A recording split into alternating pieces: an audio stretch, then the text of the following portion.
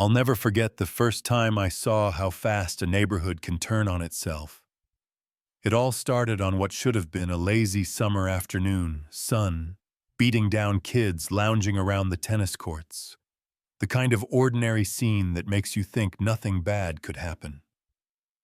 But then came the sound of sandals slapping against hot concrete, sharp and deliberate, and right there the whole mood shifted. That was when Marjorie Klein, our HOA president, came marching like she was on a mission to conquer the block. Everybody knew her. She had a reputation for nitpicking mailboxes, fining people over lawn height, and cornering folks about garbage bins left out too long. But that day, she wasn't after weeds or paint colors. She went straight for a group of kids, her eyes zeroed in on one boy in particular, an 11-year-old named Ethan.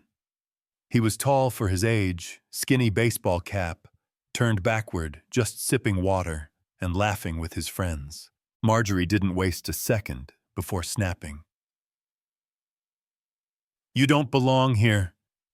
Her finger jabbed through the air like she was pointing out a burglar. The other kids froze, nobody dared to breathe.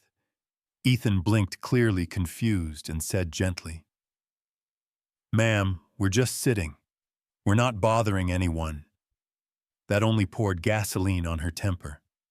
She stepped closer, her shadow swallowing him up, and snarled, "Don't talk back to me. You're trespassing and you know it." One of the girls whispered, "He does live here. His house is right on Willow Court."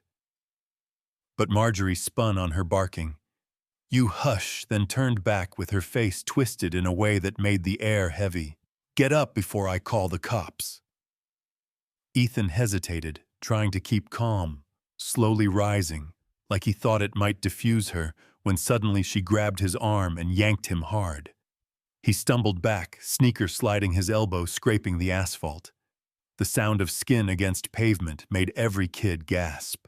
Ethan's eyes watered as he tried to push himself back up, and all he could choke out was, "Why'd you do that? I didn't do anything." And then she said it. The line that would echo all across the country. Her voice low and cold.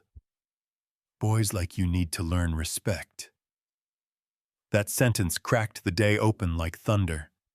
A boy nearby already had his phone out, recording, capturing every word. You could almost feel the neighborhood's collective stomach drop at once. That's when another parent, Michelle Rowe, came jogging over with her dog in tow. She pulled down her sunglasses and saw Ethan's bleeding arm. "What's going on here?" she demanded. Marjorie snapped back without missing a beat. "He's trespassing. Doesn't live here." But Michelle knew better. Ethan lives here. His parents moved in this spring corner house with the blue shutters. Everyone knows that. Ethan, still shaken, managed to say, "My dad's name is Daniel Hayes. We just moved from D.C." Michelle froze for half a second, and then her eyes sharpened. Daniel Hayes wasn't just any dad. He was the director of the FBI. She looked right at Marjorie and said with a cutting edge, "Do you have any idea what you've just done?" Marjorie flinched, but she puffed herself up. "Anyway, I don't care who he says his daddy is. Rules are rules." Michelle's voice cracked like a whip. "Kids like him, that's what this is about. You assaulted an 11-year-old in broad daylight. Marjorie, you're finished." The boy with the phone lifted it higher. "Don't worry, I got everything." Marjorie's face turned a deeper red and she hissed, "Delete that right now or you'll regret it." The kid didn't even blink. "My mom's a lawyer. I know my rights." And for the first time, Marjorie's mask slipped. Her breath came uneven, her voice wavered. Michelle shook her head and said quietly, "No, Marjorie, you don't know who you're dealing with." By sundown, half the neighborhood had seen the clip. By midnight, it had exploded on Twitter, TikTok, Facebook, everywhere. Comments poured in outrage, spreading faster than wildfire. And inside the Hayes home, Ethan sat at the kitchen counter, arm bandaged, his mother gently brushing his hair as she asked him to recount what happened.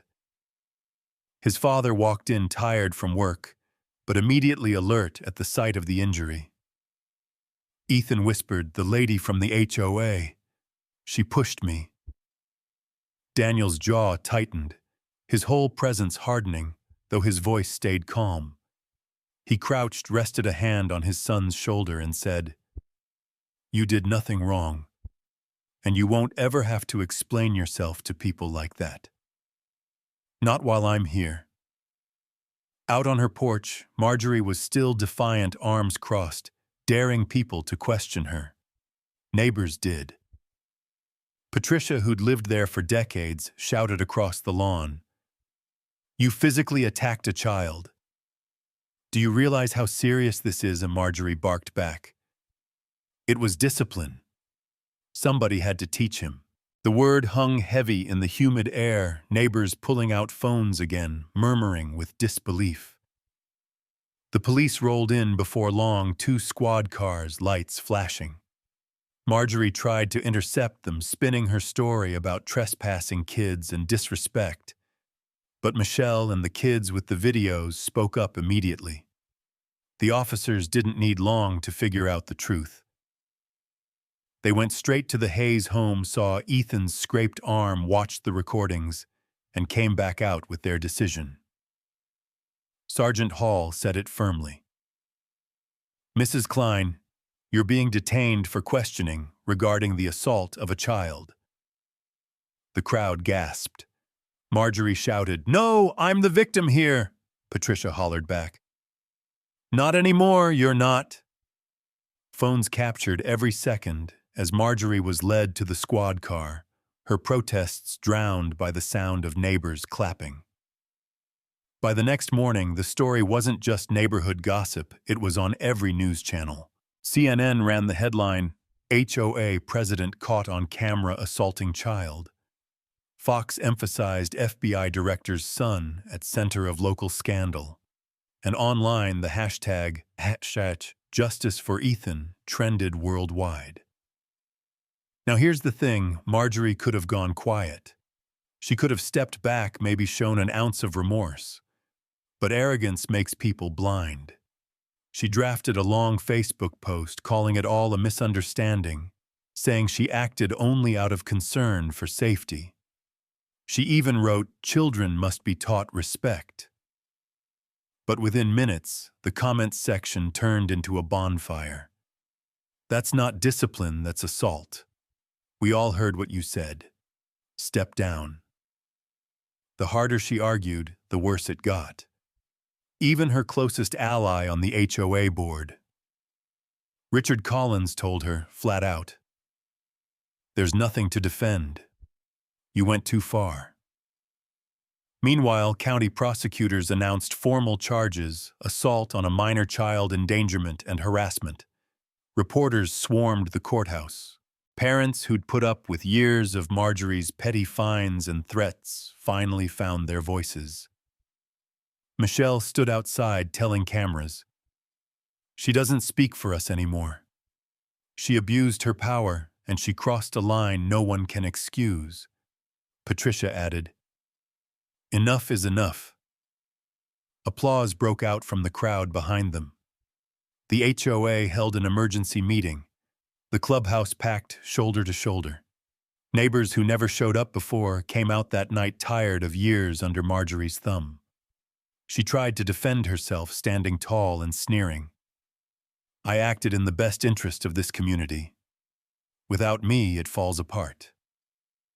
The room erupted in boos. Parents shouted. "You assaulted a child," Melissa countered. "What you did wasn't discipline, it was violence." And when the vote came down, nearly every hand rose against her. She was stripped of her title on the spot, her reign over the neighborhood finally broken. But the real battle was in court. The trial drew national media, the courthouse buzzing with cameras and protest signs. Inside, the jury watched the video frame by frame. Witnesses testified, Michelle describing the shove, Patricia detailing years of harassment. And finally, Ethan himself took the stand. His voice was small, but every word cut sharp. She said, "I didn't live here. I told her I did. Then she grabbed me and pushed me. I was scared." When the defense tried to twist it, asking if maybe she didn't mean harm, Ethan shook his head steady this time. She meant it. The honesty of a child pierced through every excuse. Then Marjorie, against her lawyer's advice, insisted on testifying. She doubled down, claiming she was protecting the community. And then in a burst of pride that sealed her fate, she snapped, "Yes, I put my hands on him, and I'd do it again." The courtroom gasped. Even her own lawyer buried his face in his hands. The jury took only 3 hours. Guilty on all counts. Assault on a minor child, endangerment, harassment. Judge Whitfield told her straight, "You abused your authority and targeted a child with malice. This community deserved better, and this child deserved protection, not harm. Accountability has found you." As she was led out muttering about politics and witch hunts, Daniel Hayes wrapped his arm around his son and said quietly, "It's over. She can't hurt you anymore." Ethan, still clutching his mother's hand, whispered, "She really has to pay for what she did." Daniel nodded firmly. "That's what justice means. No one is above it." Outside, neighbors cheered, holding signs that read, "Protect our kids and no one above the law." Reporters swarmed Michelle and Patricia, who told them, "This isn't just about one boy. It's about every child who's been made to feel like they don't belong." Today, a message was sent: enough is enough. Later that evening, back on Willow Court, the Hayes family finally ate dinner together in peace. Ethan looked up from his plate and said, "Dad, I'm glad you didn't let her win." Daniel smiled gently. "She never had the power to win. Fear only works if we stay silent." And we didn't. His wife reached across the table, squeezed both their hands, and added softly, "That's the lesson we speak up always. And that's where the story lands." One woman's arrogance, built on control and prejudice, collapsed. The second truth and community courage met her head-on. But it leaves a bigger question hanging in the air: how many other neighborhoods are still under the thumb of people like her, waiting for someone brave enough to speak up? So let me ask you, what do you think? Was justice really served here, or should the punishment go further when power gets abused like this? Drop your thoughts down below, share this story if it fired you up, and don't forget to subscribe for more. Because these stories remind us all of something simple but vital: silence is never the answer.